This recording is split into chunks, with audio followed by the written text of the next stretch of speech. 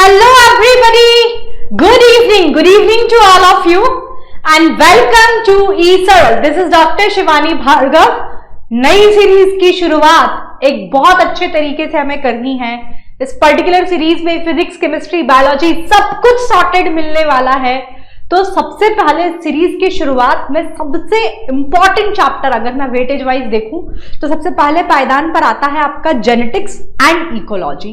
तो आज मैं जेनेटिक्स में ही जो सबसे पहला चैप्टर है that is the principle of inheritance and variation से इसकी शुरुआत करने वाली हूं। ठीक है, चैप्टर बड़ा ही आसान है, it works like mathematics. Concept clear हुए तो सारे क्वेश्चन बनेंगे।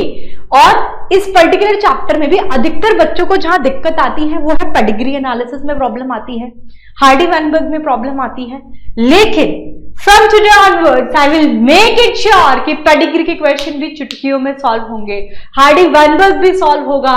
जेनेटिक्स का एक सिंगल क्वेश्चन भी ऐसा नहीं होगा जो मेरी टीम, जो मेरे बच्चे नहीं लगा पाए। तो हम सब मिलकर आप अपना सिर्फ 100% आप यहां पर कॉन्सेंट्रेशन के साथ सेशन लगाइए। रेगुलर सेम टाइम पर सेशंस आएंगे, सो बी रेगुलर इन इट। और आप और हम मिलकर आपके ड्रीम मेडिकल कॉलेज तक का सफर साथ साथ तय करेंगे। तो जेनेटिक्स में वैसे आप लोग को नीट का प्यार सीरीज के बारे में पता होगा, रोज रात 8 बजे सेशन होता है ना। उसके अंदर हम हर चैप्टर में नीट का प्यार क्या है वो आप लोगों को बताते हैं। तो आप 2 पेज हर चैप्टर की शुरुआत के पहले ब्लैंक छोड़ेंगे क्योंकि उसमें नीट का प्यार का टॉपिक वाइज डिस्ट्रीब्यूशन हम लिखेंगे। लेकिन जेनेटिक्स एक्सेप्शनली एक ऐसा चैप्टर है, हर एक लाइन, हर एक पॉइंट से क्वेश्चन, कोई भी मेरे हिसाब से कोई भी टॉपिक इस चैप्टर में ऐसा नहीं है जहां से आज तक क्वेश्चन पूछा ना गया हो। Very very important chapter. तो 2 पेज फिर भी छोड़ दो आप नीट का प्यार सीरीज के लिए, पर इसका हर एक पॉइंट, हर एक टॉपिक बेहद इंपॉर्टेंट है। हर जगह से क्वेश्चन नीट के एग्जाम में पूछे जाते हैं। ठीक है, तो चलिए जल्दी से श्री गणेशाय नमः करते हैं अपनी सीरीज का। इससे पहले कि मैं सीरीज की, इस चैप्टर की शुरुआत करूं, जो बच्चे एकदम नए हैं इस प्लेटफॉर्म पे, जो मुझसे पहली बार मिल रहे हैं, मैं इस प्लेटफॉर्म के बारे में और अपने बारे में कुछ बता देती हूं। मैं सिर्फ डॉक्टर शिवानी भार्गव, मैं पिछले 8 से 10 सालों से ऑनलाइन कोचिंग इंडस्ट्री के अंदर अपनी सर्विसेज दे रही हूं। मैं अभी तक के अपने करियर में लाखों स्टूडेंट्स को मेंटर कर चुकी हूं और मेरे पढ़ाए गए बच्चे आपको इंडिया के ऑलमोस्ट हर एक गवर्नमेंट मेडिकल कॉलेज में मिल जाएंगे, इंक्लूडिंग एम्स। मैं ईसरल के पेड प्लेटफॉर्म पर आपको बायोलॉजी पढ़ाती हूँ।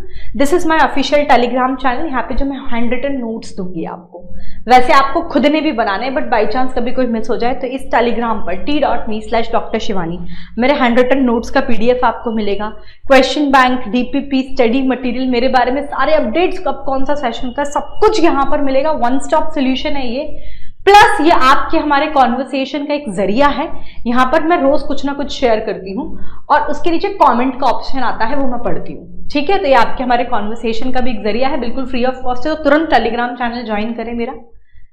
This is the contact number of my team for any subscription related query. अगर आप एक प्रॉपर, एक सिस्टमैटिक मैनर में नीट की जर्नी को तय करना चाहते हैं, मेरी टीम की personal mentorship, personalised guidance, personalised time table के साथ आप चाहते हैं आपको पूरा ट्रैक रिकॉर्ड रहे आपकी स्टडीज का, कोई आपको पर्सनली गाइड करे, तो आप ईसरल के पेड प्लेटफॉर्म पे जुड़ सकते हैं। पेड प्लेटफॉर्म पे जुड़ने के लिए, सब्सक्रिप्शन रिलेटेड किसी भी क्वेरी के लिए आप इस दिए गए कॉन्टैक्ट नंबर पे संपर्क कर सकते हैं। ठीक है, तो चलिए शुरुआत करते हैं इस चैप्टर की। 12th के अंदर सबसे वेटेज वाइज भी अगर मैं नीट में देखूं तो सबसे ज्यादा इंपॉर्टेंट चैप्टर है जेनेटिक्स। एक भी चीज ध्यान से पढ़ोगे, इंटरेस्टिंग भी है, बोरिंग भी नहीं है, मजे से समझ में आएंगी सारी चीजें। तो बेटा जेनेटिक्स की अगर बात करें तो पहले मैंने आपको बता दिया इसमें 2 चैप्टर्स हैं, that is the principle of inheritance and variation and the molecular basis of inheritance. आज का जो हमारा सेशन है, हम इस पर्टिकुलर सबसे पहले पहला chapter principle of inheritance and variation शुरू करेंगे। तो सबसे पहले तो जैसे ही आप ये टर्म सुनते हैं जेनेटिक्स, इसमें होता क्या है एग्जैक्टली ये पता होना चाहिए। तो 2 कीवर्ड हैं, heredity and variation. Collective study of heredity and variation, ये होता है आपके जेनेटिक्स के अंदर। अब मैंने 2 वर्ड्स बोले यहां पर, एक तो हेरिडिटी और एक वेरिएशन। हेरिडिटी क्या है बेटा, मतलब जैसे आप लोगों ने सुना होगा बहुत सारी बीमारियों के बारे में, बहुत सारे कैरेक्टर के बारे में, आप बोलते हो अरे यार ये तो इनके अंदर हेरिडिटी प्रॉब्लम है। हेरिडिटी मतलब एक जनरेशन से दूसरे जनरेशन में किसी भी कैरेक्टर का ट्रांसफर होना, इसी को आप कहते हैं heredity. Transfer of genetic character from one generation to another generation, from parent to offspring, इसे आप कहते हैं हेरिडिटी। वेरिएशन क्या होता है? अब जैसे कि सेम स्पीशीज के मेंबर्स हैं, जैसे कि we all are the human beings, एक शिवानी मैम खड़ी, एक मान लो पूजा है, आरती है, अगर तीनों को मैं यहां खड़ा कर दूं तो आपको पता है कि तीनों की तीनों सेम स्पीशीज के मेंबर्स है, लेकिन आप डिफरेंशिएट कर सकते हो ना, ये शिवानी मैम है, ये आरती है, ये पूजा है, कैसे कर सकते हो? क्योंकि सेम स्पीशीज के मेंबर्स में भी तो कुछ वेरिएशंस होते हैं। Individual of same species have some differences, उनके अंदर कुछ अंतर है, इन्हीं को आप कहते हैं वेरिएशन। तो पहले तो जस्ट डेफिनेशन सेक्शन हमने, जनरल इंट्रोडक्टरी पार्ट अभी हम कर रहे हैं, तो सबसे पहले हमने जस्ट डेफिनेशन देखी। जेनेटिक्स क्या है? तो it is the collective study of, it is the collective study of heredity and variation, इसे आप कहते हैं genetics. Collective study of heredity and variation called genetics. अब इसमें एक एक टर्म हमें क्लियर होना चाहिए। जैसे कि सबसे पहले हेरिडिटी की बात की है, ये दो टर्म आए। सबसे पहले हमने अगर हेरिडिटी की बात की है तो हेरिडिटी का मतलब क्या होता है? तो किसी भी कैरेक्टर का ट्रांसफर होना एक जनरेशन से दूसरे जनरेशन में, अपने पेरेंट से ऑफस्प्रिंग में, इसी को आप कहते हैं heredity. Transfer of genetic character from parent to offspring, इसे कहते हैं heredity. What do you mean by heredity? जैसे बाल्डनेस देखा होगा, गंजापन, आप देखते हो ना, पीढ़ी दर पीढ़ी चला आ रहा है किसी किसी में, उसके दादाजी भी थे, उनके पापा को भी थी, उनके बेटे में भी है, तो हेरिडिटी प्रॉब्लम है। हेरिडिटी मतलब जनरेशन टू जनरेशन ये कैरेक्टर ट्रांसफर हो रहा है। ट्रांसफर ऑफ बहुत सारी डिजीजेस भी ऐसे ही होती हैं। Transfer of genetic character from parent to offspring. Transfer of genetic character from parent to offspring, इसे आप कहते हैं हेरिडिटी। दूसरा टर्म जो बेटा हमने यहां पर पढ़ा, it is about the variation. Variation क्या होता है?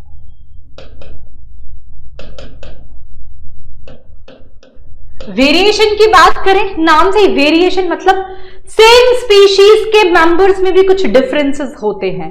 Individual of same species have some differences, इसी को आप क्या कहते हैं? Variation.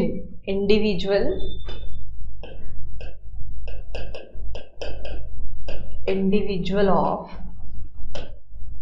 Same species have some differences,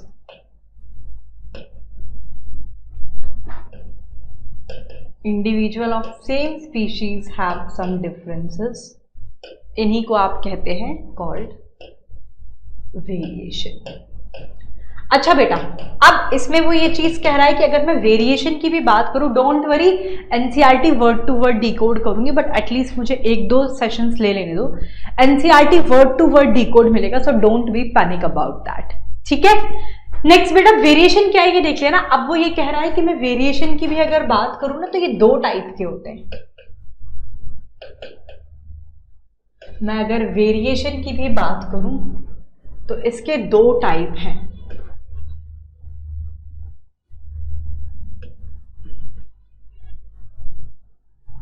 क्या है ये दो टाइप? एक तो होता है बेटा सोमैटिक वेरिएशन। वेरिएशन के दो टाइप है। एक तो होता है सोमैटिक वेरिएशन और एक है जर्मिनल, या फिर इसे एक और नाम से हम जानते हैं, या फिर इसे कह दीजिए ब्लास्टोजेनिक वेरिएशन। ब्लास्टोजेनिक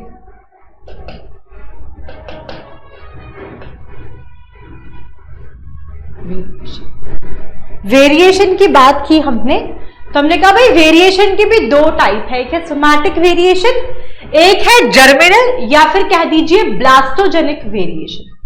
क्या होता है बेटा, ध्यान से सुनना। सोमैटिक वेरिएशन तो कैसे होते हैं, मतलब ये ऐसे वेरिएशन, मतलब कुछ वेरिएशन, कुछ डिफरेंसेस ऐसे होते हैं जो जनरेशन टू जनरेशन, जो पेरेंट्स से ऑफस्प्रिंग में ट्रांसफर होंगे, यानी कि इनहेरिटेबल है, एक जनरेशन से दूसरी जनरेशन में भी ट्रांसफर होंगे। और कुछ वेरिएशन ऐसे होते हैं जो कि नॉन इनहेरिटेबल है, यानी कि लिमिटेड टू वन जनरेशन, वो उनका आगे ट्रांसफर नहीं होगा। ठीक है, तो जो सोमैटिक वेरिएशंस हैं आपके, जो आपके सोमैटिक वेरिएशन है, ये आपके होते हैं नॉन इनहेरिटेबल। नॉन इनहेरिटेबल का मतलब जिसको नहीं आता वो प्लीज यहां पर लिख ले, नॉन इनहेरिटेबल यानी कि इनका एक जनरेशन से दूसरी जनरेशन में ट्रांसफर नहीं होगा। और जो दूसरा जो कैटेगरी है दैट इज द जर्मिनल, या फिर जैसे हम कह रहे हैं बेटा जी ब्लास्टोजेनिक वेरिएशन, ये आपके इनहेरिटेबल है, यानी कि ये एक जनरेशन से दूसरी जनरेशन में ट्रांसफर होगा, transfer from one generation to next. इसका मतलब लिख लो, इनहेरिटेबल का मतलब transfer from one generation to next, parents offspring में ट्रांसफरेबल है। ये होते हैं आपके जर्मिनल और ब्लास्टोजेनिक वेरिएशन। तो आई थिंक ये क्लियर कट क्लियर हो गया होगा कि भाई वेरिएशन की बात करें तो दो टाइप है, एक है सोमैटिक वेरिएशन। सोमैटिक वेरिएशन वो होते हैं जो एक पर्टिकुलर जनरेशन में रहेगा, आगे ट्रांसफर नहीं होगा, यानी कि नॉन इनहेरिटेबल वेरिएशन है। और जर्मिनल या फिर जिसे हम ब्लास्टोजेनिक वेरिएशन भी कहते हैं, ये इनहेरिटेबल है, ये एक जनरेशन से दूसरी जनरेशन में ट्रांसफर होता है। अब मैं जर्मिनल और ब्लास्टोजेनिक वेरिएशन में भी बात करूं ना बेटा, अगर मैं जर्मिनल और ब्लास्टोजेनिक वेरिएशन में भी बात करूं तो इसके दो टाइप है, इसके दो टाइप है। एक तो होता है बेटा कंटिन्यूअस वेरिएशन,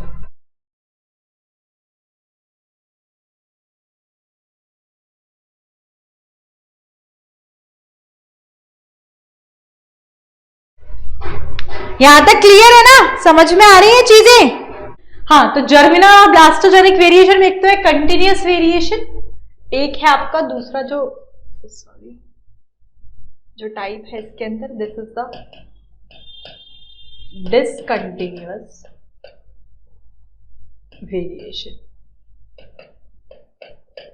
एक है कंटिन्यूअस वेरिएशन, एक है बेटा डिसकंटिन्यूअस वेरिएशन।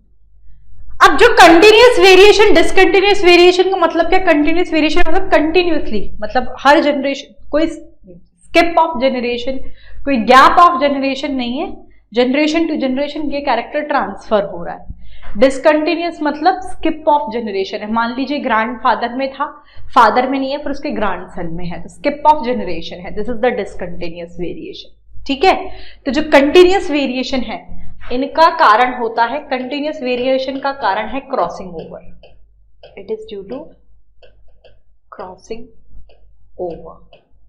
और जो डिसकंटिन्यूअस वेरिएशन है इसका कारण है ये म्यूटेशन की वजह से होता है, it is due to mutation. ये पॉइंट क्लियर होना चाहिए। ठीक है, सिंपल सी चीजें पढ़ी हमने, जेनेटिक्स की बात की कि हेरिडिटी एंड वेरिएशन की कलेक्टिव स्टडी। हेरिडिटी यानी कि किसी भी कैरेक्टर का एक जनरेशन से दूसरी जनरेशन में पेरेंट्स से ऑफस्प्रिंग में ट्रांसफर होना। वेरिएशन सेम स्पीशीज के मेंबर्स के अंदर कुछ डिफरेंसेस होते हैं, उन्हें हमने वेरिएशन कह दिया। वेरिएशन के दो टाइप है, एक है सोमैटिक वेरिएशन जो कि नॉन इनहेरिटेबल है, एक जनरेशन से दूसरी जनरेशन में ट्रांसफर नहीं होगा, और एक होता है जर्मिनल और द ब्लास्टोजेनिक वेरिएशन जो कि इनहेरिटेबल है, जो कि एक जनरेशन से दूसरी जनरेशन में ट्रांसफर होंगे। इसके भी दो पैटर्न है जर्मिनल और ब्लास्टोजेनिक वेरिएशन के। एक होता है कंटिन्यूअस वेरिएशन, कोई स्किप ऑफ जनरेशन नहीं, कंटिन्यूअसली ट्रांसफर हो रहा है, ये क्रॉसिंग ओवर की वजह से होता है। और एक है डिसकंटिन्यूअस वेरिएशन जिसमें स्किप ऑफ जनरेशन होता है, इसका कारण होता है म्यूटेशन।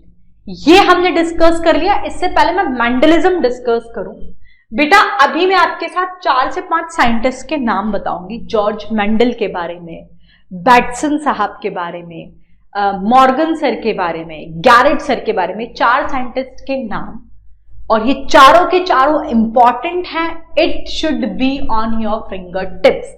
और यही चार नहीं, मैं जेनेटिक्स में ऑलमोस्ट 98% जितने भी साइंटिस्ट के नाम है वहां से भी क्वेश्चन आते हैं, तो इंपॉर्टेंट है। जो नहीं होंगे बहुत ज्यादा इंपॉर्टेंट, जिन्हें स्किप किया जा सकता है अगर याद ना हो रहे हो तो वो मैं बता दूंगी अलग से।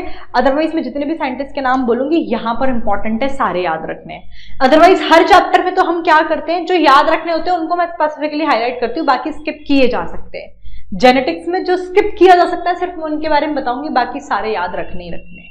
ठीक है, तो चलिए साइंटिस्ट के बारे में जिसे मैंने बात की, तो जैसे मेंडल साहब के बारे में हम सबसे पहले देखेंगे। George Mendel, G.J.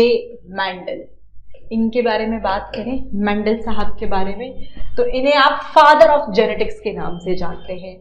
He is known as the father of genetics. इन्हें फादर ऑफ जेनेटिक्स के नाम से जाना जाता है। एक आप पढ़ते हैं बैटसन साहब के बारे में, W. बैटसन।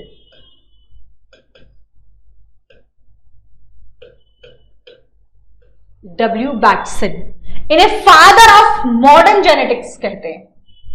बैटसन साहब, he is known as the father of, सारे नाम इंपॉर्टेंट है, फादर ऑफ मॉडर्न जेनेटिक्स।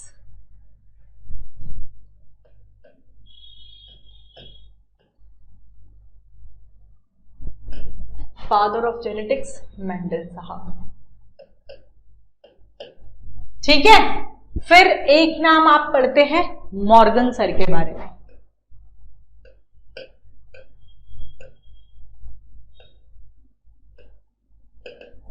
इन्हें फादर ऑफ एक्सपेरिमेंटल जेनेटिक्स कहा जाता है। इन्होंने ड्रोसोफिला पर एक्सपेरिमेंट किया और बहुत सारे कॉन्सेप्ट जैसे कि linkage, sex linkage, criss cross inheritance, crossing over, linkage map on Drosophila, ये सब इन्हीं के दिए हुए हैं। क्या है इनका डिटेल्स डिस्कशन हम जैसे जैसे चैप्टर आगे बढ़ेंगे हम पढ़ते जाएंगे, बट मॉर्गन साहब के बारे में क्लियर होना चाहिए। इन्हें फादर ऑफ, मॉर्गन साहब की बात करूं, इन्हें फादर ऑफ एक्सपेरिमेंटल जेनेटिक्स हम कहते हैं। Father of experimental genetics.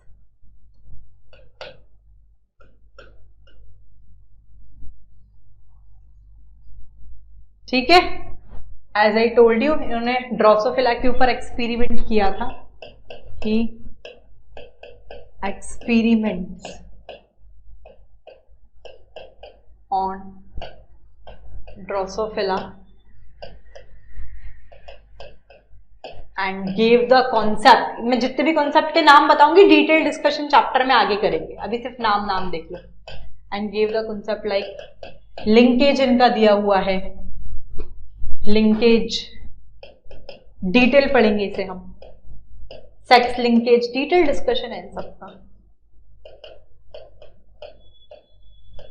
Crossing over,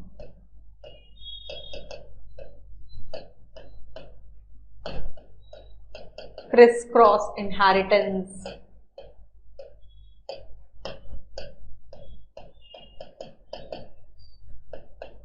and linkage map on Drosophila, ये सब इन्हीं का दिया हुआ है।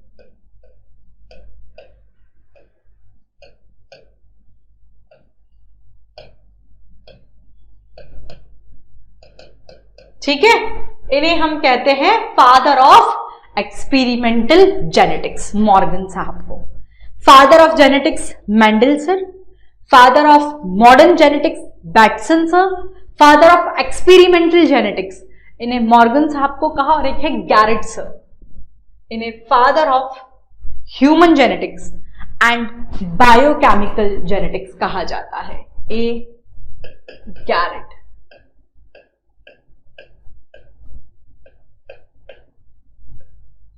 इन्हें father of human and biochemical genetics कहा जाता है। He is known as the father of human genetics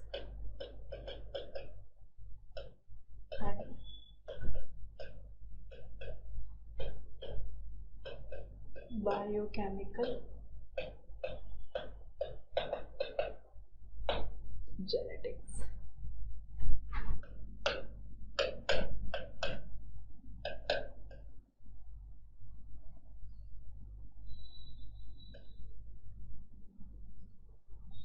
ठीक है, father of human genetics and father of biochemical genetics कहा जाता है। इन्होंने ही सबसे पहला मेटाबॉलिक जेनेटिक डिसऑर्डर को ही discovered. First human metabolic disorder कौन सा था? First human metabolic genetic disorder, let me know in the chat section, that is the alkaptonuria, जिसे आप ब्लैक यूरिन डिजीज कहते हैं। इन्हीं ने डिस्कवर किया था। बहुत ज्यादा डिटेल नहीं, बस थोड़ा सा बता देती हूँ। एक्चुअली जो अल्कैप्टोन्यूरिया, जो ब्लैक यूरिन डिजीज है, इसमें होमोजेनिस्टिक एसिड ऑक्सीडेज नामक एक एंजाइम की डेफिशिएंसी होती है, जिस वजह से ये होता है। ठीक है, तो father of human genetics and father of biochemical genetics इन्हें हम कह रहे हैं गैरेट साहब को। ही डिस्कवर्ड, इन्होंने सबसे पहला human metabolic genetic disorder discover किया था। ही discovered first human metabolic genetic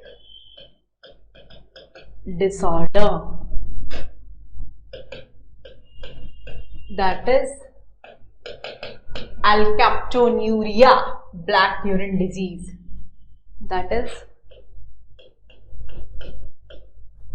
alkaptonuria, that is इसे आप कहते हैं ब्लैक यूरिन डिजीज। ठीक है, अल्कैप्टोन्यूरिया यानी कि ब्लैक यूरिन डिजीज इन्हीं ने डिस्कवर किया था। इट इज ड्यू टू, मैं बता देती हूँ, it is due to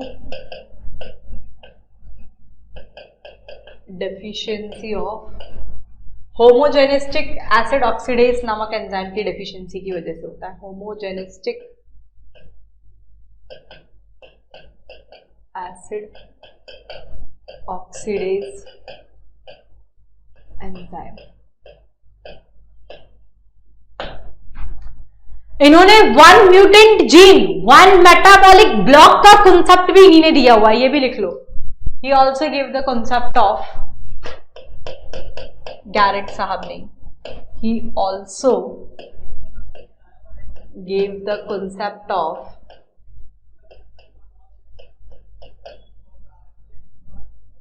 he also gave the concept of one mutant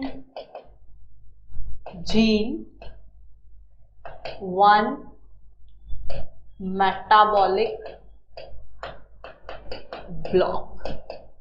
That's it बेटा, it is all about the scientist part. ठीक है, जनरल इंट्रोडक्शन में ये चीजें हमने देख ली कि भाई फादर ऑफ जेनेटिक्स कौन है, father of modern genetics, father of experimental genetics कौन है, father of human and biochemical genetics, जिन्होंने सबसे पहला human metabolic genetic disorder that is the alkaptonuria, black urine disease को डिस्कवर किया।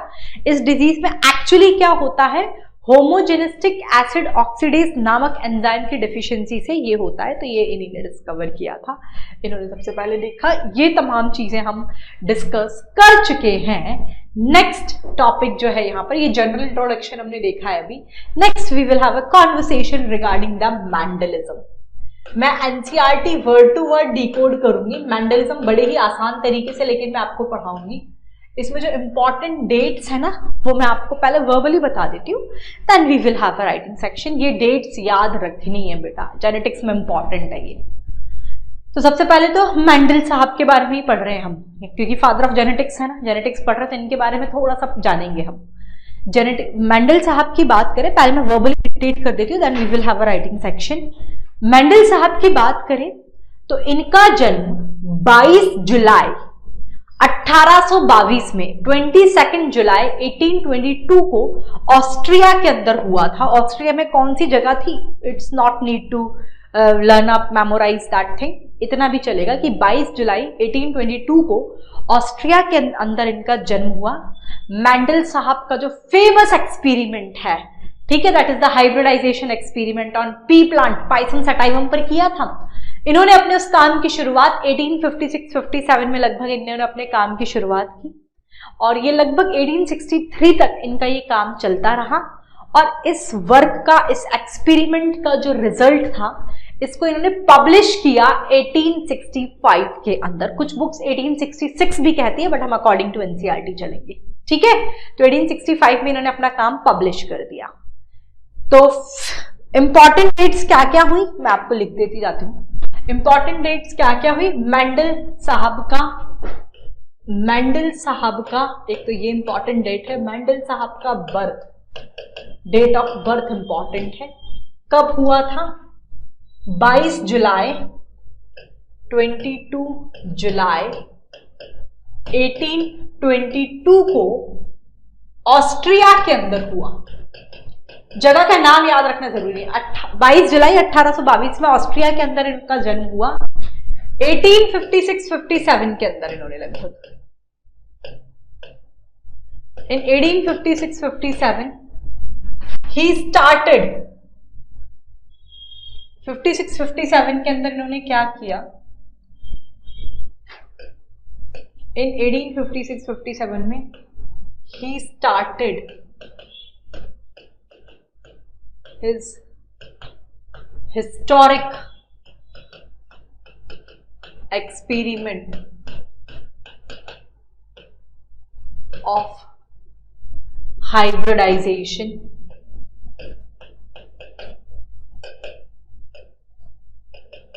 on P. Pisum sativum, botanical name. P plant पर 1856-57 NEET 2017 शायद, आई am not sure about the year, but हाँ NEET 2017 में question आ चुका है टर्म से। 1856-57 में इनका काम कंप्लीट किया और ये कब तक चला, ये काम चला टिल 1863 तक चला। ये 56-57 में शुरू किया इन्होंने अपना hybridisation experiment on pea plant और ये काम 1863 तक चला। 1865 में इनका जो ये एक्सपेरिमेंट था ना, ही पब्लिश्ड, किस जनरल में किया नाम याद नहीं है, बहुत सारे जनरल के नाम दे रखे हैं, किस जनरल में इन्होंने अपने अपने एक्सपेरिमेंट के रिजल्ट्स को पब्लिश किया। No need to memorise that thing, चलेगा, स्किप मार दो, ठीक है, लेकिन सन याद होना चाहिए। 1865 में ही published his results of his work on pea plant, यानी कि देखा जाए तो यहां से यहां तक इनका काम चला। 1856-57 में शुरू किया, 1863 तक ये एक्सपेरिमेंट उनका चला और 1865 में उनके पूरा कंक्लूजन, उन्होंने उनके रिजल्ट्स जो है वो पब्लिश कर दिए, ठीक है। फिर उसके बाद 1884 के अंदर, 1884, ये सारी डेट्स इंपॉर्टेंट है बेटा। मैंडल साहब की मृत्यु हो गई, किडनी डिजीज थी उनको, ब्राइट नामक एक डिजीज है, किडनी का डिजीज है, उसके चलते मैंडल साहब की मृत्यु हो गई। और जिन्हें आज हम भले ही फादर ऑफ जेनेटिक्स के नाम से जानते हैं, लेकिन मैंडल साहब को उनके जीते जी अपने काम की कोई क्रेडिट, कोई पॉपुलैरिटी उनको नहीं मिली। बिना किसी क्रेडिट के, बिना किसी पॉपुलैरिटी के 1884 में मैंडल साहब की डेथ हो गई किडनी डिजीज, ब्राइट डिजीज के चलते, ठीक है। Mendel died in 1884, Mendel died due to kidney की एक बीमारी है, ब्राइट डिजीज, इसके चलते उनकी मृत्यु हो गई, ब्राइट डिजीज, इसके चलते उनकी मृत्यु हो गई 1884 के अंदर। And as I told you, he does not get any popularity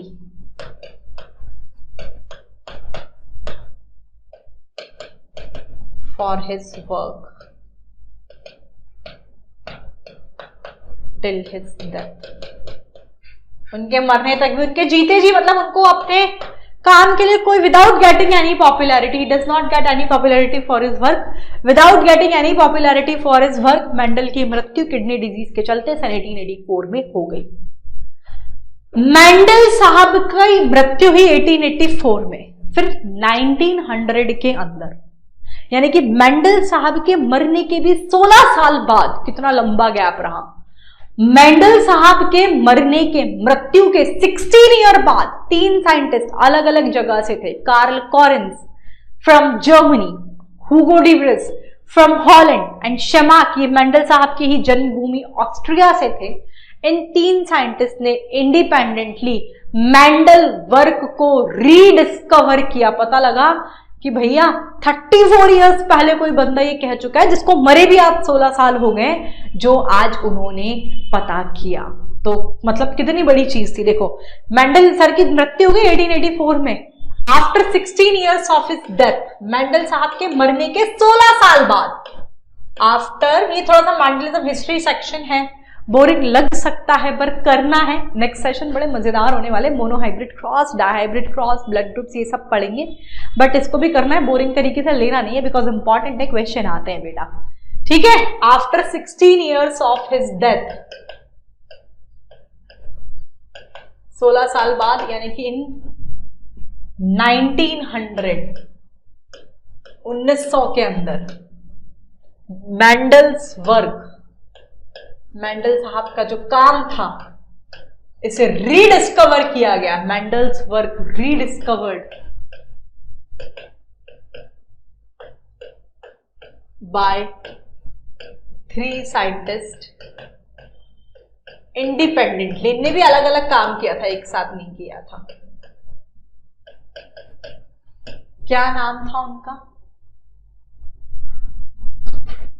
3 scientist जिन्होंने मेंडल वर्क को रीडिस्कवर किया। कार्ल कॉरेंस, ये जर्मनी से थे। हुगो डी व्रिस साहब, ये हॉलैंड से थे।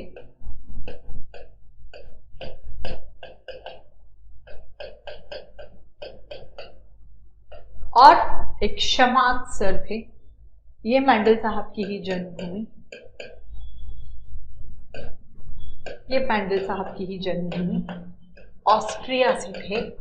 इन्होंने मेंडल साहब के मरने के 16 साल बाद, यानी कि सन 1900 के अंदर, मेंडल साहब के काम को रीडिस्कवर किया। अब यानी कि मेंडल साहब का काम इन्होंने तो शुरू तो कभी कर, 1865 में तो पब्लिश ही हो गया था, तो यानी कि लगभग 35 साल, 34 इयर्स मेंडल साहब का काम छुपा हुआ रहा। Mendel work remain hidden for 32 years. 34 साल तक उनके काम को कोई पॉपुलैरिटी ही नहीं मिली कि बंदा इतना अच्छा काम करके गया है, ठीक है। तो मेंडल साहब का जो काम है ये 34 इयर्स तक छुपा हुआ रहा। मेंडल्स वर्क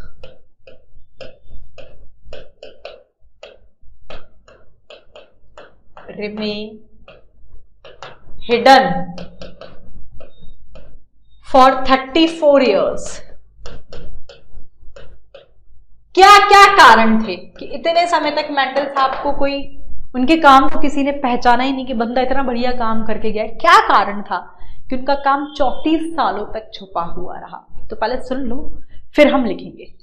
सबसे पहली चीज तो क्या बेटा, जैसे हम आज की बात करें, जैसे कि कुछ समय पहले ही फ्लैशबैक में चले जाओ, जब मैं खुद नीट की प्रिपरेशन, हमारे टाइम पे ऑल इंडिया पीएमटी और स्टेट पीएमटी अलग अलग होते थे, तो जब मैं खुद ऑल इंडिया पीएमटी की तैयारी कर रही हूँ, तो कोटा को शुरुआत से मतलब एजुकेशन हब के नाम से इसे जानते हैं। यहाँ पर बेस्ट फैकल्टीज, बेस्ट प्रिपरेशन करवाई जाती है कॉम्पिटिटिव एग्जाम के लिए, बड़ा फेमस है ये शुरू से ही। तो मैं जब पढ़ा करती थी तो मुझे अपना होम टाउन छोड़ के कोटा आना पड़ा, कोटा की फैकल्टीज से पढ़ने के लिए। कुछ साल पहले की तो बात है, और आज देखो आप कोटा के एजुकेटर से अपने घर बैठे, आपको घर से बाहर भी नहीं निकलना पड़ रहा, अपने लैपटॉप पे आपके मोबाइल से पढ़ पा रहे हो। तो ये तो इतने साल पुरानी बात है। तो एक कारण जो रहा, बहुत सारे कारण थे, मैं एक एक करके डिस्कस करूंगी। उसमें एक कारण ये भी था कि मेंडल साहब का काम 34 सालों तक क्यों छुपा हुआ रहा, क्योंकि उस दौरान, उस समय में कम्युनिकेशन इतना आसान नहीं था। Communication was not easy those days जैसा कि आजकल है। तो जो मेंडल साहब का जो काम था, उन्होंने जो पब्लिश किया वो एक लिमिटेड एरिया तक पब्लिश हुआ, वो वाइडली पब्लिसाइज नहीं हो पाया, यानी कि एक साथ बहुत सारे लोगों को पता नहीं चला उस बारे में, वाइडली पब्लिसाइज नहीं हो पाया, वो लिमिटेड एरिया तक रह गया। तो एक तो ये कारण था कि communication was not easy those days as of now. आज की तरह कम्युनिकेशन उस दौरान इतना आसान नहीं था, तो मेंडल साहब का काम लिमिटेड लोगों तक पहुंच पाया। दूसरा, एक मेंडल साहब ने, ये जो मैं दूसरा जो कारण बता रही हूं, ये आपको में से हो सकता है कुछ लोगों को अभी समझ में ना आए, बट डोंट वरी, अभी फिर सिर्फ सुन लेना ये स्टेटमेंट। नेक्स्ट क्लास में मैं मोनोहाइब्रिड क्रॉस पढ़ाऊंगी, तब ये स्टेटमेंट आपको मैं वर्ड टू वर्ड क्लियर करूंगी कि ऐसा क्यों कहा और एग्जैक्टली क्या है मैं बता देती हूँ। मेंडल साहब ने एक स्टेटमेंट दिया था, उन्होंने कहा फैक्टर्स। मेंडल साहब जिन्हें फैक्टर्स कहते थे, जॉनसन ने उसे टर्म दिया जीन्स, जिसे आज हम जीन्स के नाम से जानते हैं। तो मेंडल साहब ने फैक्टर यानी कि जो जीन्स, जिन्हें आज हम जीन्स के नाम से जानते हैं, उन्हें as a stable and discrete unit बताया। उन्होंने बताया कि कोई ब्लेंडिंग नहीं होती इनकी, मतलब generation to generation as it is वो ट्रांसफर होते हैं। ये चीज उनके कंटेम्पररीज ने एक्सेप्ट नहीं की। उन्होंने ये कहा कि अगर आप कह रहे हो, मेंडल साहब ने एक स्टेटमेंट दिया था कि कोई तो ऐसी चीज है जिसमें कोई परिवर्तन नहीं हो रहा है, बिना किसी परिवर्तन के, बिना किसी बदलाव के एक जनरेशन से दूसरी जनरेशन में ट्रांसफर होती चली जा रही है। मेंडल साहब ने उन्हें फैक्टर्स कहा, जिसे आज हम जीन्स के नाम से जानते हैं। ये चीज उनके ये बड़ा कॉन्ट्रोवर्शियल स्टेटमेंट था मेंडल साहब का, ये चीज उनके कॉन्टेम्पररीज ने एक्सेप्ट नहीं की। उन्होंने कहा अगर ऐसा है कि तुम कहते हो कि कोई तो ऐसी चीज है जो बिना किसी परिवर्तन के एक जनरेशन से दूसरी जनरेशन में ट्रांसफर हो रही है, तो फिर ये जो वेरिएशन है इनका कारण क्या है? इसका मेंडल के पास कोई जवाब नहीं था।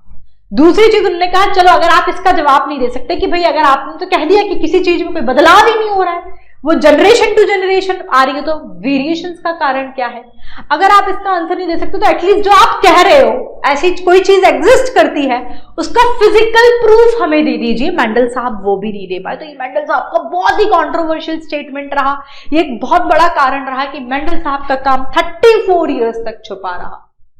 तीसरा जो दुख तकलीफ आज भी हमारी है, बायोलॉजी वालों को मैथ्स समझ में कमी आती है। मेंडल साहब बड़े ऊंचे खिलाड़ी थे, उनका मैथ्स और बायो दोनों ही अच्छा था, ऐसे मान लो। तो मेंडल साहब का एक बायोलॉजिकल फिनोमिना को एक्सप्लेन करने के लिए मैथमेटिकल अप्रोच का इस्तेमाल करना लोगों के पल्ले ही नहीं पड़ा। तो ये भी एक कारण था। एक चीज ऐसी होती है, और भी मैं बताती हूँ, जैसे कि मेंडल साहब की जो सोच थी ना, उस समय के, वो जिस जनरेशन में, वो जिस काल में पैदा हुए, उनसे कई ज्यादा आगे की थी। आप सोचो ना, मतलब 34 इयर्स पहले एक बंदा ये सारा काम करके छोड़ चुका है, 34 इयर्स बाद 3 अलग अलग लोगों ने उन्हीं के काम को रीडिस्कवर किया है। तो बंदा कितना आगे की सोच रखता था। तो मेंडल साहब का ये एक दुर्भाग्य कह लो आप कि वो ऐसे काल में उनका जन्म हुआ, उनकी सोच उस समय के लोगों से बहुत ज्यादा आगे की थी। तो जब ऐसा होता है ना, आप अगर किसी ऐसे झुंड के साथ रह रहे हैं जिन सबका इंटेलेक्चुअल लेवल से तुलना में आपका इंटेलेक्चुअल लेवल काफी ज्यादा है, तो आप इंटेलिजेंट नहीं, उन लोगों के नजरिए में आप मूर्ख होंगे, क्योंकि आप उनके जैसे नहीं हो। करेक्ट है ना? ऐसा होता है ना, मतलब एक आईक्यू लेवल जो है मेंडल साहब का उनसे बहुत ज्यादा आगे की सोच रखते थे। आप आज से 100 साल पहले फ्लैशबैक में जाके बोलो कि यार ऐसे कोई इंटरनेट है, मैं घर बैठे किसी भी फैकल्टी को कहीं से भी देख सकता हूं, मैं ऐसे बिना वायर के मोबाइल से फोन पे बात हो सकती, तो लोग पागल ही कहेंगे ना। ये पुराने काल में चले जाओ तो बस वही वाली चीज थी कि मेंडल साहब की सोच, क्योंकि उस जमाने के लोगों से बहुत ज्यादा आगे की थी, तो उनकी चीजों को कोई समझ ही नहीं पाया, तो लोग उन्हें पागल करार देते थे, उनको बेवकूफ कहा जाता था, उनको उनके काम का कभी कोई क्रेडिट नहीं मिला। एक कारण जो कई बुक्स नहीं लिखती है, but it is mentioned in some books, मैं आपको बता दूं, डार्विन साहब बड़े फेमस थे उस दौरान, तो सब उनकी सुनते, तो उनके चलते वैसे भी किसी को ख्याति नहीं मिली। तो ये सारे कारण रहे हैं। हम डार्विन साहब वाली चर्चा नहीं करेंगे, ये बहुत कम बुक्स में लिखा गया है। तो एक तो कम्युनिकेशन उस दौरान इतना आसान नहीं था, दूसरा मैथमेटिकल अप्रोच का यूज करना मेंडल साहब का for explaining the biological phenomena, भैया लोगों के गले ही नहीं उतरा। तीसरा, मेंडल साहब ने फैक्टर्स और जीन को एज ए स्टेबल और डिस्क्रीट यूनिट बताया। उन्होंने बताया कोई ब्लेंडिंग नहीं हो रही, बिना किसी परिवर्तन के जनरेशन टू जनरेशन पास हो रहा है। ये उनके कंटेम्पररीज ने एक्सेप्ट ही नहीं किया, बोला कैसी बातें कर रहा है ये बंदा। उनकी सोच उनके जमाने के लोगों से कई ज्यादा आगे की थी, बहुत ज्यादा एडवांस थे, लोगों के पल्ले नहीं पड़ी ये चीज। तो ये सारे कारण हैं कि मेंडल साहब का काम इतने दिनों तक छुपा हुआ क्यों रहा। आई थिंक ये आप सभी को समझ में आ गया होगा। मैं ऐसे बहुत डिटेल थ्योरी नहीं लिख रही हूँ उसकी, मैं बड़ा ऐसे शॉर्ट फॉर्मेट में, लेकिन ऐसे कि आपको समझ में आ जाए मैं लिखवा देती हूँ। तो कारण सबसे पहले, फर्स्टली कारण छुपा हुआ रहने का, firstly as I told you, communication was not easy those days as of now.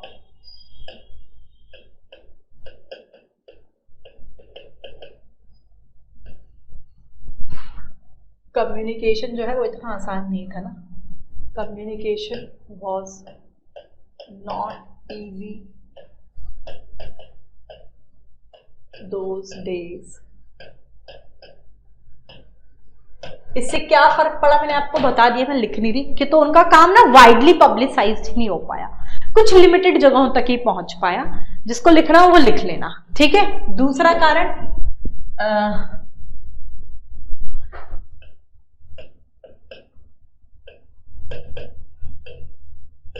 Secondly उन्होंने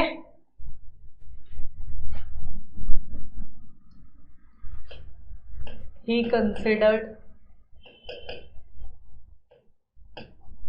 उन्होंने फैक्टर्स जिन्हें आज हम जीन्स के नाम से जानते हैं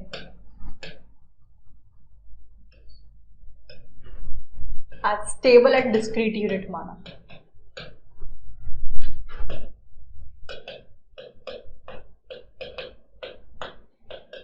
उन्होंने बोला भाई कोई ब्लेंडिंग, कोई मिक्सिंग नहीं होती, same generation to generation transfer हो रहे बिना किसी परिवर्तन के।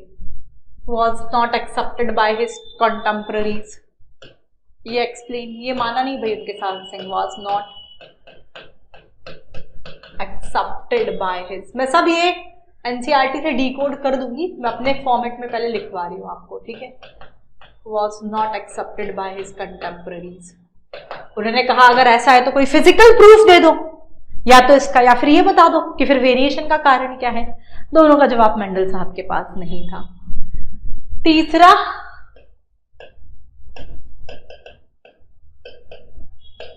एक कारण ये था मैथमेटिकल अप्रोच का इस्तेमाल करना, mathematical approach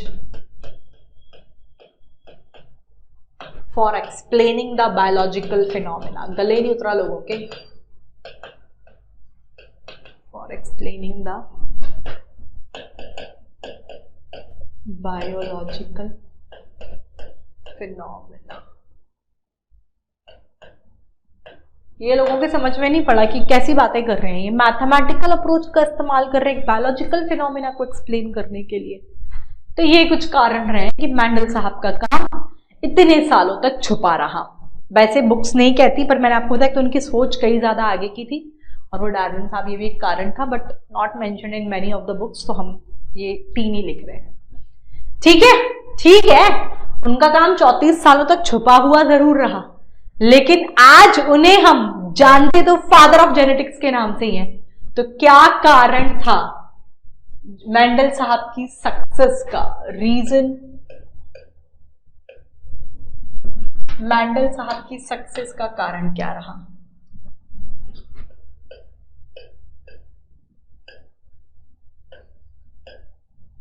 reason for Mendel's success, ये हम डिस्कस करेंगे, ठीक है। मेंडल साहब की सक्सेस का कारण, और एक चार्ट में डिस्कस करूंगी 7 pair of contrasting trait P plant के, कई बार क्वेश्चन आता है जो मेंडल साहब ने देखे थे, तो ये हम डिस्कस करेंगे। क्लियर है यहाँ तक बच्चा पार्टी सभी को? हाँ, तो बच्चों हम लोग देख रहे थे मेंडल की सक्सेस का क्या कारण रहा। भले इनका काम इतने सालों तक छुपा हुआ रहा, लेकिन फिर भी आज इन्हें जानते तो हम फादर ऑफ जेनेटिक्स के ही नाम से हैं। तो इनकी सक्सेस का कारण एक तो इस चीज को बताया गया बेटा कि मेंडल साहब ने एक बार में सिर्फ एक या दो कैरेक्टर्स को ही स्टडी किया, इनके प्रेडिसेसर्स की तरह, इनके संगी साथियों की तरह नहीं कि एक बार में बहुत सारे कैरेक्टर्स को स्टडी किया। तो ये भी एक मेंडल साहब की सक्सेस का कारण रहा है कि मेंडल साहब ने एक बार में एक या दो कैरेक्टर्स को ही स्टडी किया। दूसरी चीज जो मेंडल के सक्सेस का कारण मानी गई वो ये मानी गई कि उनका मटेरियल का जो सिलेक्शन उन्होंने किया था ना अपने एक्सपेरिमेंट के, that is the P plant का सिलेक्शन, मटेरियल का सिलेक्शन इनके लिए बहुत फायदेमंद था। क्यों? इसकी क्या खासियत है इस मटेरियल की? एक तो ये एनुअल प्लांट है जिसका लाइफ साइकिल बहुत छोटा है, 2 से 3 महीने का लाइफ साइकिल है। इससे क्या फायदा होगा, हम इसके काफी सारी ऑप्शंस, काफी सारी जनरेशन को स्टडी कर सकते हैं। मान लीजिए आप कोई ऐसा मटेरियल चूज कर रहे हैं जिसका लाइफ साइकिल 70 साल का हो, पता लगा उससे पहले आप निकल दिए, तो आप उसके एक भी जनरेशन स्टडी नहीं कर पाएंगे। एक तो ये एक फायदा था कि मेंडल साहब ने जो पी प्लांट मटेरियल का सिलेक्शन किया, एक वो एनुअल प्लांट था with short life cycle of 2 to 3 months, तो इसकी बहुत सारी ऑफरिंग को हम स्टडी कर पाए। दूसरी इस प्लांट की खासियत ये थी कि ये इसमें नेचुरली सेल्फ पॉलिनेशन होता है, इसमें हम आर्टिफिशियली क्रॉस पॉलिनेशन करवा सकते हैं, तो हाइब्रिडाइजेशन वगैरह हो जाएगा। और ये कल्टीवेट करने के लिए इजी टू कल्टीवेट है, आराम से, पता लगा इतना सेंसिटिव सा पौधा, उसको कल्टीवेट करना इतना मुश्किल, एक्सपेरिमेंट क्या करोगे, तो इजी टू कल्टीवेट था। तो ये कुछ इस मटेरियल के फायदे रहे हैं।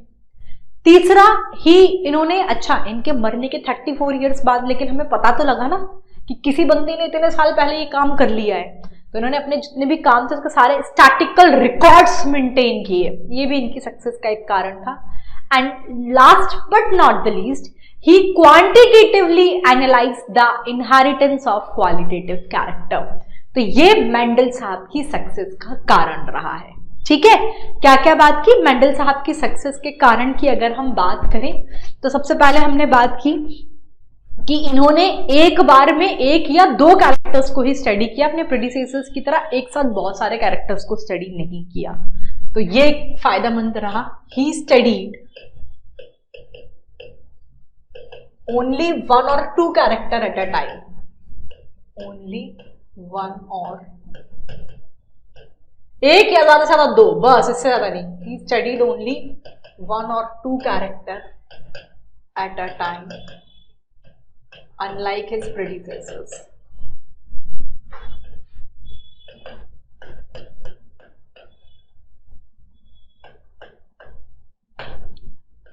दूसरा, सिलेक्शन ऑफ मटेरियल बहुत बढ़िया था।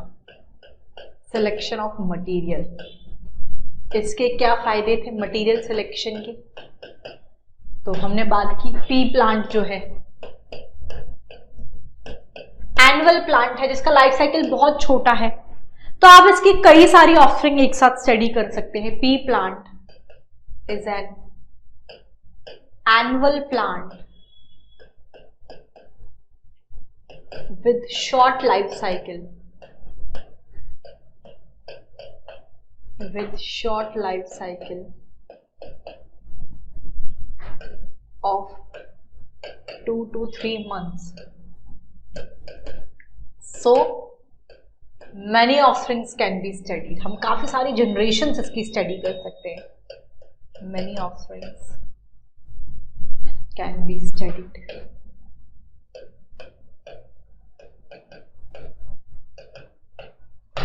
ठीक है, नेचुरल सेल्फ पॉलिनेशन इसमें प्रेजेंट होता है, नेचुरल सेल्फ पॉलिनेशन इसमें प्रेजेंट है। आप आर्टिफिशियली इसमें क्रॉस पॉलिनेशन करवा सकते हैं।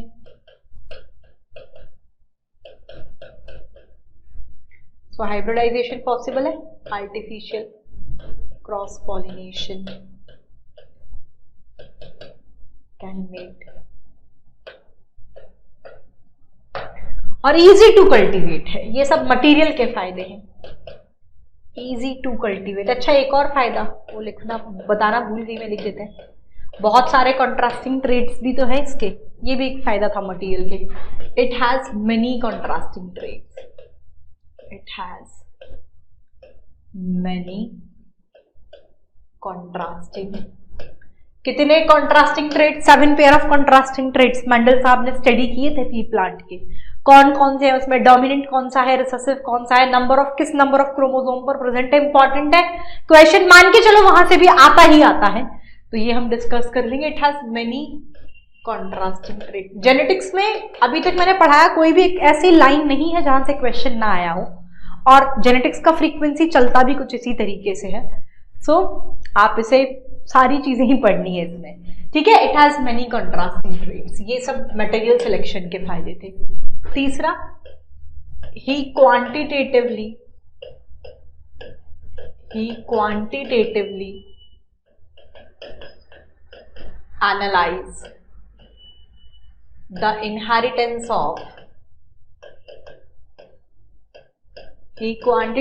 analyze the inheritance of qualitative character।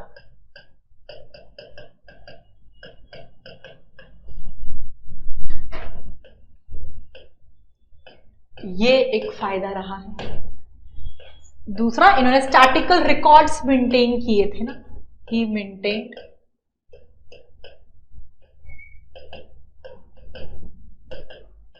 Statistical records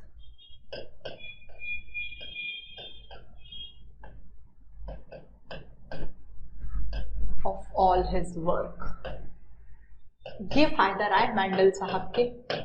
ये सब कारण रहे हैं मेंडल साहब के सक्सेस के, ठीक। अब एक चीज इसमें हम पढ़ते हैं, इंपॉर्टेंट है,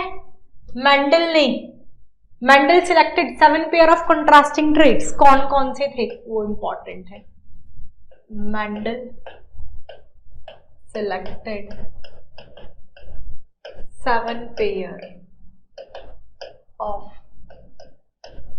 कंट्रास्टिंग ट्रेट। ये कौन कौन से हैं देख लो।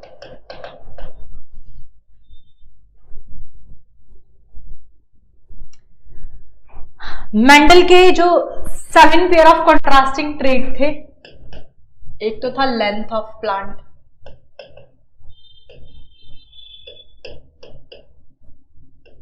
ठीक है। दूसरा था फ्लावर का कलर क्या है और फ्लावर की पोजीशन क्या है। तीसरा है flower position.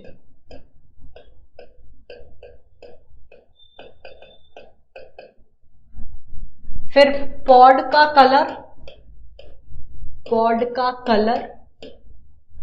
Fifth one is pod shape. Pod यानी कि मटर, पॉड शेप। और सीड का कलर, कॉटलिडन या सीड, एंड कॉटलिडन यानी कि सीड शेप। ये 7 pair of contrasting trait Mendel साहब ने स्टडी किए थे। Length of the plant, flower colour, flower position, pod colour, pod shape, seed यानी कि कॉटलिडन का कलर क्या है और कॉटलिडन का शेप क्या है। इसमें बेटा हम डोमिनेंट भी देखेंगे कि डोमिनेंट कैरेक्टर क्या था इसमें और रिसेसिव क्या था। पहले तो ये देख लेते हैं, बाद में हम ये भी देखेंगे कि कौन से क्रोमोसोम नंबर पे कौन सा कैरेक्टर प्रेजेंट है।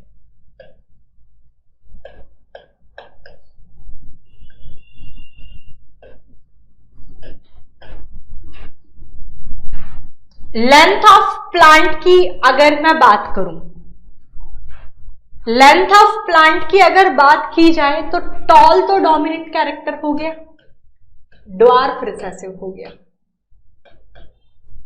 ड्वार्फ लिख दिया, सॉरी बेटा। टॉल तो डोमिनेंट हो गया और ड्वार्फ जो है ये रिसेसिव हो गया। फ्लावर कलर की बात करें, वायलेट कलर जो है ये तो डोमिनेंट हो गया, वाइट कलर रिसेसिव हो गया। फ्लावर की पोजीशन की बात करें, एक्सियल ये डोमिनेंट पोजीशन है, टर्मिनल रिसेसिव है। पॉड का कलर ग्रीन डोमिनेंट है, येलो रिसेसिव है। पॉड का शेप एक होता है कॉन्स्ट्रिक्टेड और एक होता है फुल। तो इन्फ्लेटेड जो है मतलब एकदम फुल भरा हुआ, इन्फ्लेटेड तो डोमिनेंट हो गया, इन्फ्लेटेड या फुल।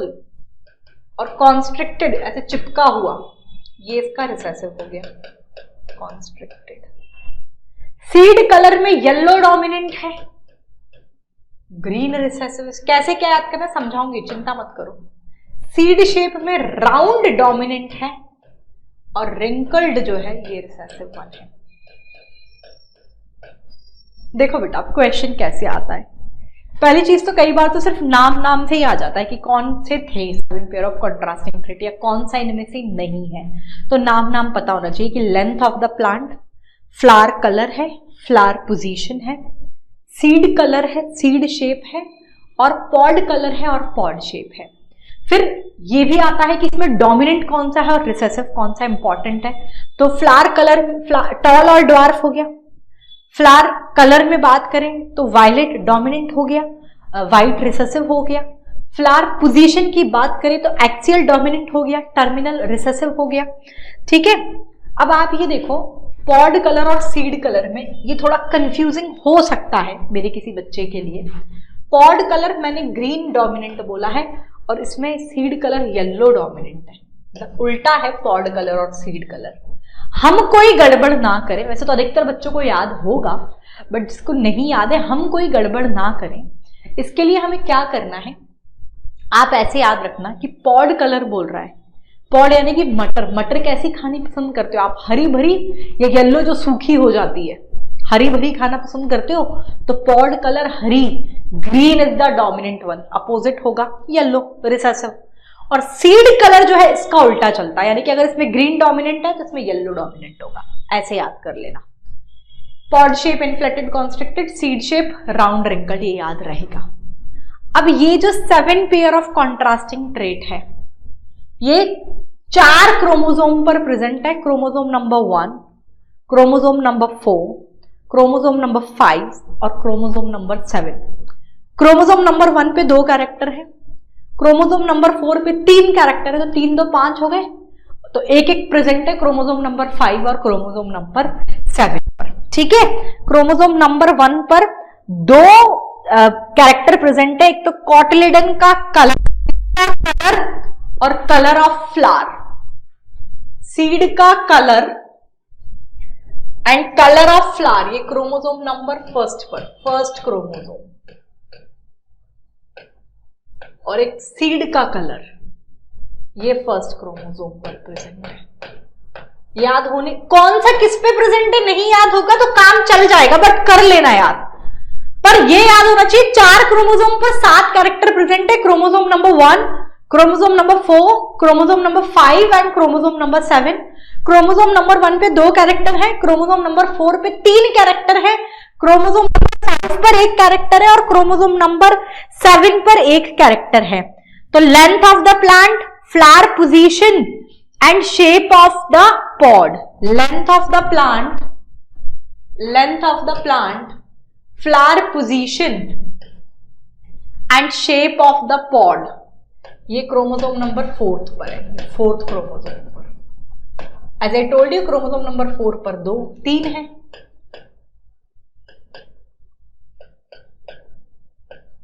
और 5 और 7 पर 1 1 है।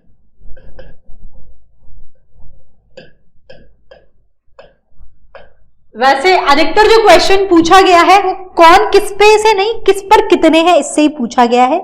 कलर ऑफ पॉड 5th पर है और शेप ऑफ द सीड 7 पर है। कलर ऑफ पॉड जो है, पॉड कलर 5th पर है, 5th क्रोमोसोम पर, शेप 7 पर है।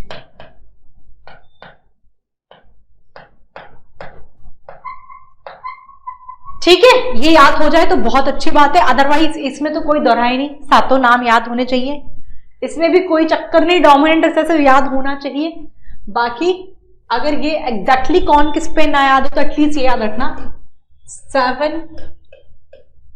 पेयर ऑफ कंट्रास्टिंग ट्रेट जो है, 7 pair of contrasting trait present on कितने, ये आपके प्रेजेंट ऑन 4 क्रोमोसोम, 4 क्रोमोसोम पर प्रेजेंट होते हैं, that is 2 trait on chromosome number 1,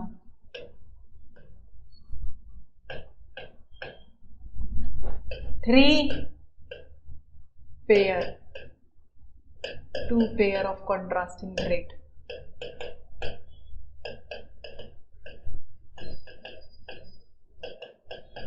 on chromosome number 4, 1 pair। तो 4 और 1 5 तो हो गए, 6 7 2 ही तो बचे, तो 1 pair of contrasting trait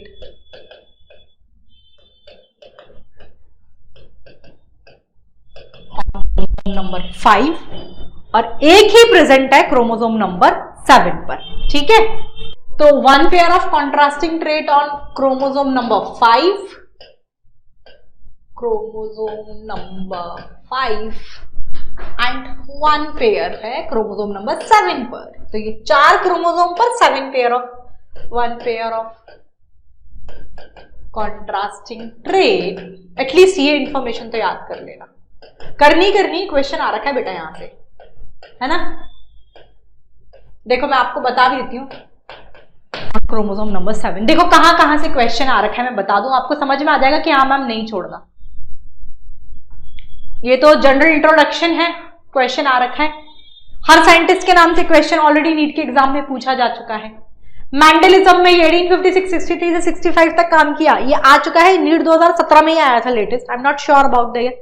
question आ चुका है। मेंडल साहब की डेथ, मेंडल साहब के काम को रिडिस्कवर 1900 में किन 3 साइंटिस्ट ने किया, ऑलरेडी क्वेश्चन आ चुका है।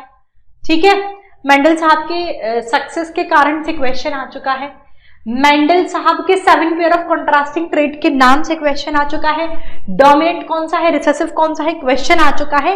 एग्जैक्टली अभी तक लास्ट 12-15 सालों में ये तो नहीं पूछा कि कौन से क्रोमोसोम पर कौन सा कैरेक्टर प्रेजेंट है, लेकिन ये जरूर पूछा है लास्ट 12 सालों में ये नहीं पूछा कि कौन से कैरेक्टर पे कौन सा क्रोमोसोम पर कौन सा कैरेक्टर प्रेजेंट है, लेकिन ये जरूर पूछा है कि मेंडल साहब ने जो 7 पेयर ऑफ कॉन्ट्रास्टिंग ट्रेट की स्टडी की थी वो 4 क्रोमोसोम पर प्रेजेंट है। क्रोमोसोम नंबर 1 पर 2 है, क्रोमोसोम नंबर 4 पर 3 कैरेक्टर है, क्रोमोसोम नंबर 5 पर 1 है और क्रोमोसोम नंबर 7 पर है। ये जरूर पूछा जा चुका है। तो समझ में आ गया हो कि बस ये नहीं पूछा, तो याद हो जाए तो बहुत अच्छी बात है, कर ही लेना कोशिश करके, ना हो तो कोई नहीं, ये मत मिस करना। तो 7 pair of contrasting trait Mendel साहब ने जो स्टडी किया ये भी हमने देख लिया। एक लास्ट टॉपिक है बेटा इसके अंदर, लास्ट टॉपिक मतलब आज के सेशन का, that is the emasculation and begging technique. ये क्या है मैं आपके साथ डिस्कस करूंगी। उसके बाद हम शुरू करेंगे मोनोहाइब्रिड क्रॉस। मोनोहाइब्रिड क्रॉस में नेक्स्ट सेशन में आपको पढ़ाऊंगी और नेक्स्ट सेशन में ही मैं यहां तक का आपको एनसीईआरटी भी डिकोड कर दूंगी। ठीक है, ठीक, तो नेक्स्ट क्लास में ही हम एनसीईआरटी डिकोड भी कर देंगे। ये छोटू सा टॉपिक बचा है, मैं हेडिंग डाल देती हूँ, बट ये भी हम अपनी नेक्स्ट क्लास में ही प्रोसीड कर लेंगे। Emasculation and question already NEET के एग्जाम में आ चुका है, बैगिंग टेक्निक। ये 5 मिनट का एक टॉपिक है, ये खत्म करके नेक्स्ट क्लास में मोनोहाइब्रिड क्रॉस करेंगे। नेक्स्ट क्लास में यहां तक की एनसीईआरटी डिकोड हो जाएगी। So that's all, it is all about this, it is all about my today's session. Thank you so much guys for watching this video. Please hit the like button if you really like this video and share the link as much as you can. Channel पे नए हैं तो bell icon hit करके channel को subscribe करना बिल्कुल भी ना भूलें, कोई भी सेशन मिस नहीं होना चाहिए। और नीट का प्यार ठीक रात 8 बजे उसे देखना बिल्कुल भी ना भूलें। That is a mandatory watch बच्चों। किसी भी नीट एस्पिरेंट के लिए स्मार्ट वे में अपनी तैयारी कैसे करनी, एक मैंडेटरी वॉच है, तो वो जरूर देखें। Thank you, bye bye, see you in the next class.